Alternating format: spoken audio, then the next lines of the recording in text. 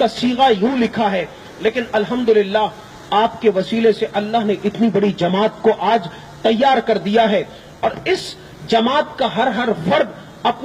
اپنی ذات میں وہ دلائل الخیرات مجسم بن گیا ہے، اور انشاءاللہ تعالی جب کل آپ کی طرف سے ان کی ڈیوٹیاں لگائی جائیں گی تو جہاں جہاں جتنی مساجد اور مراکز میں یہ افراد جلوہ گر ہوں گے وہاں بھی اس نور اور خوشبو کا سمندر رواں دواں ہو جائے گا، وہاں بھی حضور علیہ الصلوۃ والسلام کے ساتھ محبت کے تعلق کا یہ دریا بہنا شروع ہو جائے گا۔ آپ کی یہاں پر ہم سب پر یہ شفقت، یہ مہربانی ویسے ہی ہے۔ انسان جب سامنے ہوتا ہے، یہ یاد رکھیے، جب انسان اور بڑا انسان سامنے ہوتا ہے اس کی قدر نہیں ہوتی، لیکن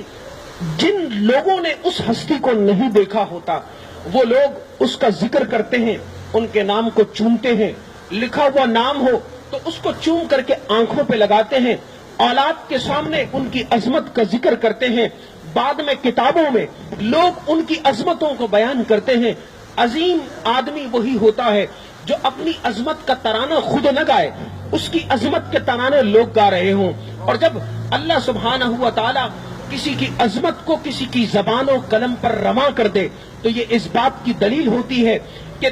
وہ شخص اپنی ذات میں کسی عظمت کا خواہاں اور طلبگار نہیں ہے، وہ کسی بڑے اونچے مقام کو نہیں چاہتا، لیکن اللہ سبحانہ و تعالی بندوں سے یہ چاہتا ہے کہ وہ تو اللہ کا عاجز بندہ ہے، وہ تو اپنے آپ کو اللہ کی بارگاہ میں اپنے کمزوری ظاہر کر کے ضعیف و ناتواں سمجھتا ہے، لیکن اللہ سبحانہ و تعالی ارشاد فرماتا ہے کہ وہ میرے سامنے جھک چکا ہے، وہ میرے سامنے جبین نیاز کو سجدے میں رکھ چکا ہے۔ اے انسانوں، اے مجھ پر ایمان رکھنے والوں، اے مجھ سے عقیدت کا تعلق رکھنے والوں، اے وہ بندوں جن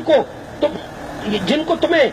حضور علیہ السلام کی بارگاہ میں لے کر کے جانے والی شخصیت تمہارے سامنے موجود ہے، اب یہ تمہارا کام ہے کہ تم ان کی عظمت کو زبان سے بھی بیان کرو، قلم سے بھی بیان کرو، اس کو لکھو بھی، اور اس سے کوئی تکبر پیدا نہیں ہوتا، کبر پیدا نہیں ہوتا۔ ہمارے فقہاء نے مسئلہ بیان کیا کہ جب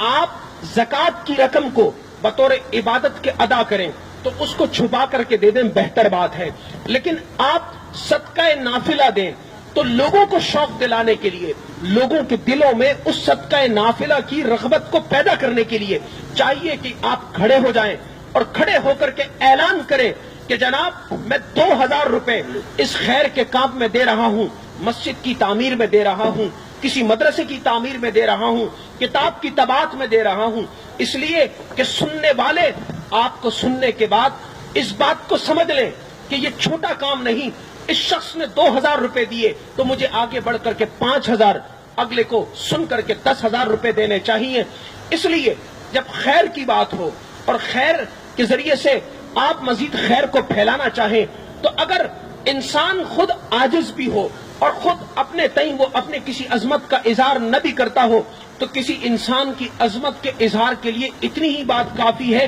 کہ اس نے اپنی زندگی کو رسول اللہ صلی اللہ علیہ وسلم کی عظمت کے اظہار کے لیے وقف کر دیا ہے۔ حضور علیہ السلام پر درود و سلام کے نذرانوں کو، درود و سلام کے صیغوں کو پوری دنیا میں پھیلانے کے لیے اس کی زندگی وقف ہو گئی ہے۔ ایسا شخص جو ایک مرتبہ بارگاہ رسالت مآب صلی اللہ علیہ وسلم میں درود و سلام کا نذرانہ پیش کرے، اس کا منہ اس قابل ہوتا ہے کہ میں اور آپ جا کر کے اس کے منہ پر بوسہ دے دے، اور جو شخص ایک بار نہیں، 1000 بار نہیں، لاکھ بار نہیں، کروڑوں بار بارگاہ رسالت مآب صلی اللہ علیہ وسلم میں خود بھی درود و سلام کے نذرانے پیش کرنے والا اور اپنے ساتھ سینکڑوں لوگوں کو اس مشن پہ لگانے والا،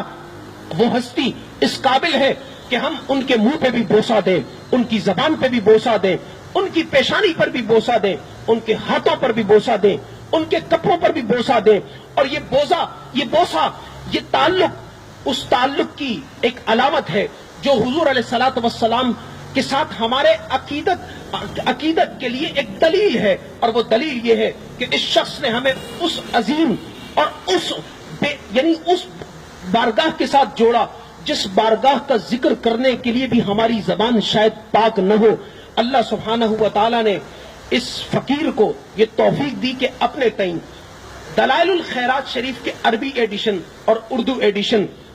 کہ मुकदमे के तौर पर चंद सत्र तहरीर करे और वो उन चंद सतूर के अंदर मैंने उसको आज दोबारा बगौर पढ़ा। जब शायद तुंबी साहब ने मुझे दोबारा ये 2 सफ़े दिए तो मैंने उसे दोबारा पढ़ा कि ऐसी कोई खास बात जो मैं उस वक्त लिख गया हूं और शायद वो अब मैं पढ़ूं तो उसके ऊपर मुझे भी शरह सदर हो। अल्हम्दुलिल्लाह मुझे शरह सदर ये हुआ है कि मैंने हजरत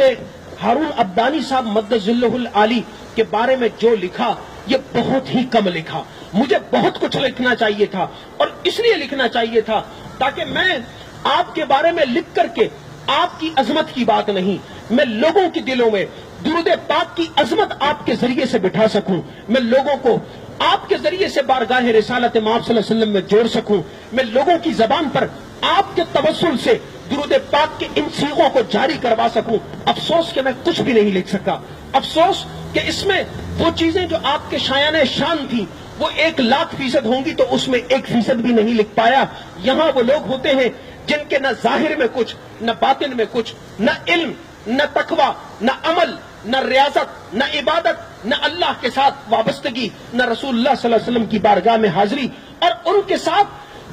दुनिया जहान के सीगे, उनके साथ दुनिया जहान के अलकाबात, उनके साथ दुनिया जहान की चीजें, और वो उनकी डिमांड पर है। यहाँ कुछ डिमांड पर नहीं, किसी ने मुझसे कुछ डिमांड नहीं किया, लेकिन मेरी आपसे ये डिमांड है कि ये जो कुछ लिखा ये बहुत कमतर है, ये बहुत मैंने हकीर लिखा है। मुझे बहुत कुछ लिखना है, मैं बहुत कुछ इंशाअल्लाह लिखूंगा। मेरी जिंदगी बाकी रही तो जहां मैं सीरत तैयबा पर काम कर रहा हूं, सीरत तैयबा का एक गोशा दुरूद पाक बर अला मोहम्मद रसूलुल्लाह सल्लल्लाहु अलैहि वसल्लम, पूरा उसका एक पहलू है, सीरत का एक गोशा है। वहां जब जिक्र होगा तो इंशाअल्लाह ताला वो जिक्र, वो हुजूर अलैहिस्सलातु वस्सलाम के शायान शान तो हम नहीं कर सकते, लेकिन हम आपकी बारगाह में आपकी अजमत के लिए, आपकी रिफत के लिए, आपके पैगाम नबुव्वत की अजमत के लिए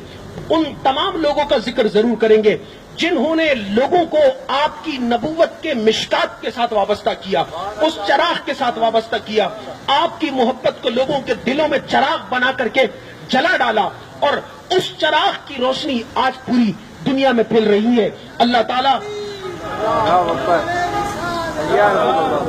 अल्लाह सुब्हानहू व तआला हमें इस बात की तौफीक दे कि कौलन, फैलन, तहरीरन, अमलन हम ऐसे लोगों की अजमत के चर्चे गाएं, ऐसे लोगों की अजमत के गुण गाएं, ऐसे लोगों की अजमत के तराने गाएं, क्योंकि यही वो लोग हैं जो आज हम सबको बारगाह रिसालत माब सल्लल्लाहु अलैहि वसल्लम से वाबस्ता करने वाले हैं। अल्लाह ताला हम सबको उसकी तौफीक अता फरमाए। आमीन व मा अलैना इल्लल बलागुल मुबीन।